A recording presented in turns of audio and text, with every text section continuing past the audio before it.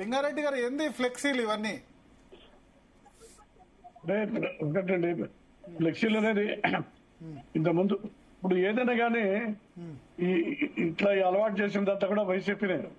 అంతకుముందు రాష్ట్రంలో Congress party, Telugu Desam party సమైక్య రాష్ట్రంలో ఉన్నప్పుడు చూస్తున్నాం.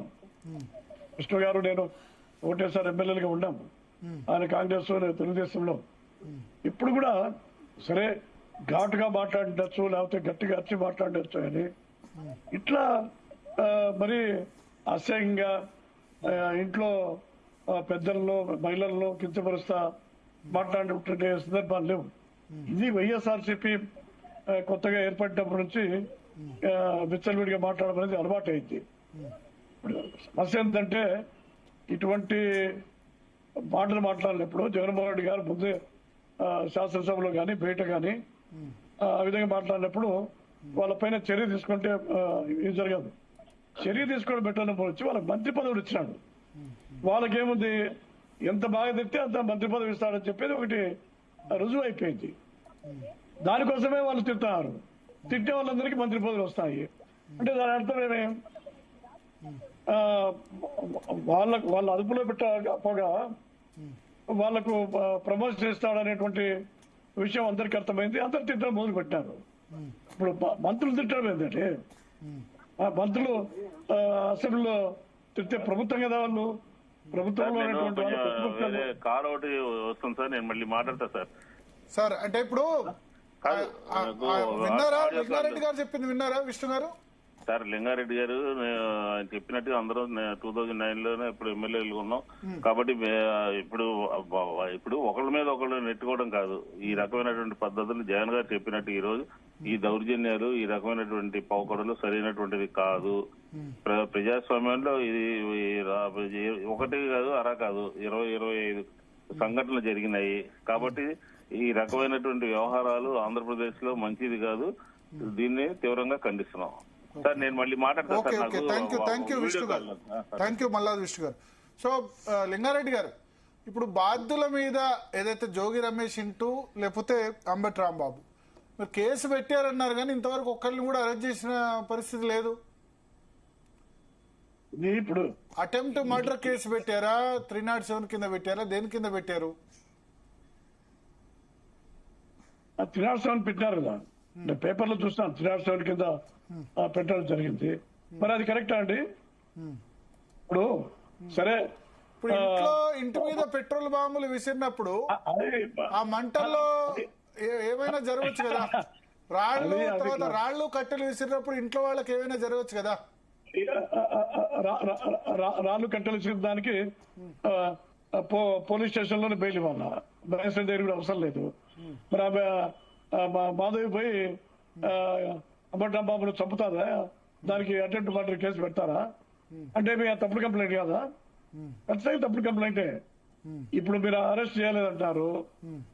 ఈ మరి మద్యం కుంభకోణం జరిగింది, ఎప్పుడు జరిగింది?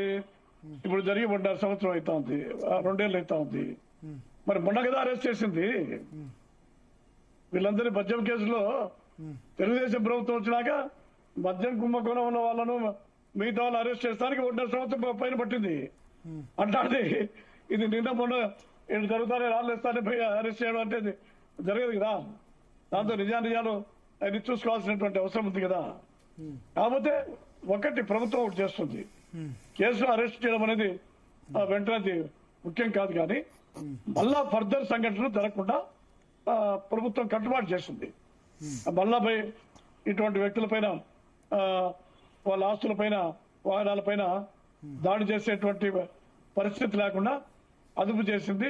తర్వాత ఇప్పుడు పూర్తిగా పరిస్థితి నియంత్రణలో ఉంది. ప్రస్తుతానికి అదే కదా చేయాల్సింది.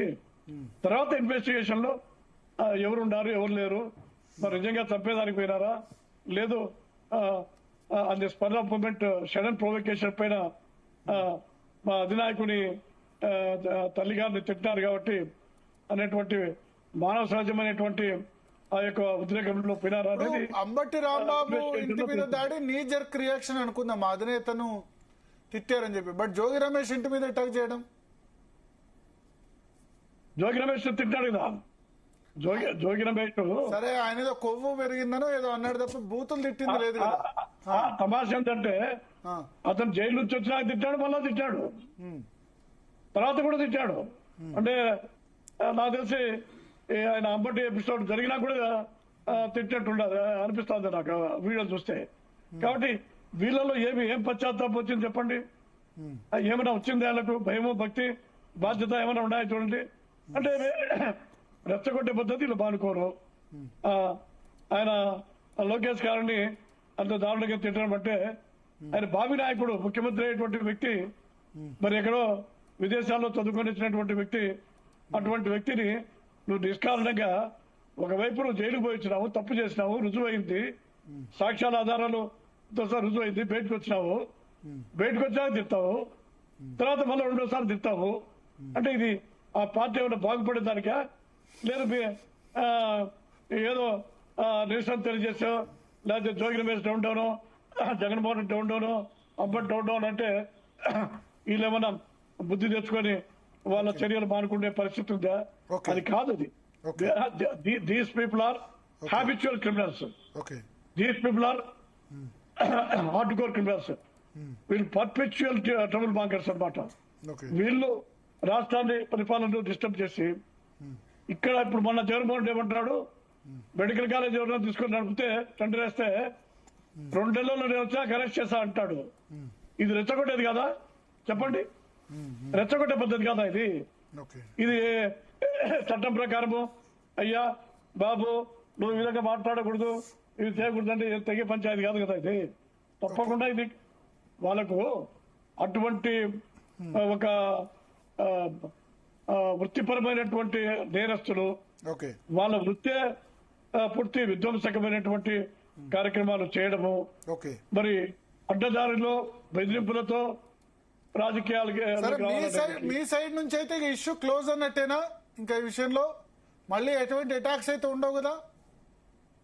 మా సైడ్ నుంచి క్లోజ్ అయింది, మా అధినాయకుడే చెప్పినారు. ఓకే, ఇంకా వాళ్ళు ఏదైనా కెలుక్కుంటే మేము చేయలేము. ఓకే, వాళ్ళు కెలుక్కోలే అదో ఇదో చేస్తే మీ సైడ్ నుంచి క్లోజ్ చేస్తే చాలు. ఒక విషయం